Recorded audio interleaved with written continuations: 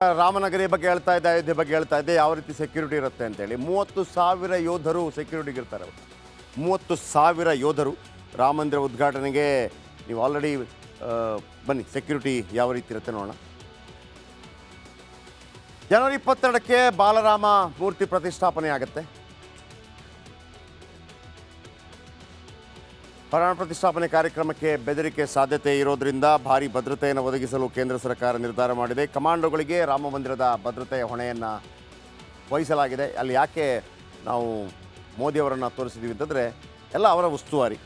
ರಾಮನಗರಲ್ಲಿ 30,000 ಯೋಧರ ನಿಯೋಜನೆ ಆಗುತ್ತೆ. ರಾಜ್ಯದ ಸಂಸ್ಥೆ ಮಾತ್ರ ಅಲ್ಲದೆ ಕೇಂದ್ರ ಸಂಸ್ಥೆಗಳು ಕೂಡ ಸೆಕ್ಯೂರಿಟಿಯಲ್ಲಿರುತ್ತೆ.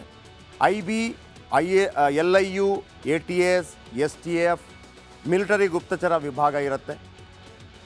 ರಾಮ ಮಂದಿರದ ಮೇಲೆ ಆತ್ಮಹತ್ಯಾ ದಾಳಿ ಯಾವುದೇ ಕಾರಣಕ್ಕೂ ಕೂಡ ಸಾಧ್ಯ ಆಗಬಾರ್ದು ಹೇಳಿ ಭಾಳ ದೊಡ್ಡ ಮಟ್ಟದಲ್ಲಿ ಸೆಕ್ಯೂರಿಟಿ, ಅಂದರೆ ಏನು ಬೇಕಿದ್ರೂ ಆಗ್ಬೋದು.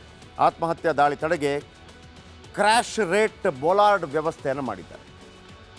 ಇದೊಂದು ಅಂದರೆ ಒಂದು ವೇಳೆ ಯಾರಾದರೂ ಅಂಥ ಪ್ರಯತ್ನಗಳನ್ನು ಪಟ್ಟರೆ 30,000 ಯೋಧರು ಕೂಡ ಇರ್ತಾರೆ.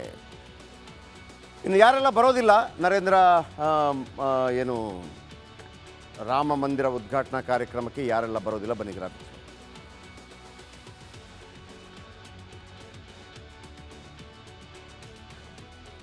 ಓಕೆ, ಸೋನಿಯಾ ಗಾಂಧಿ ಬರಲ್ಲ, ರಾಹುಲ್ ಗಾಂಧಿ ಬರಲ್ಲ, ಪ್ರಿಯಾಂಕಾ ವಾದ್ರಾ ಬರಲ್ಲ, ಮಮತಾ ಬ್ಯಾನರ್ಜಿ ಬರಲ್ಲ, ಸೀತಾರಾಮ್ ಯೆಚೂರಿ ಆಲ್ರೆಡಿ ಬರೋದೇ ಇಲ್ಲ, ಉದ್ಧವ್ ಠಾಕ್ರೆ ಬರಲ್ಲ, ನಿತೀಶ್ ಕುಮಾರ್ ಬರಲ್ಲ.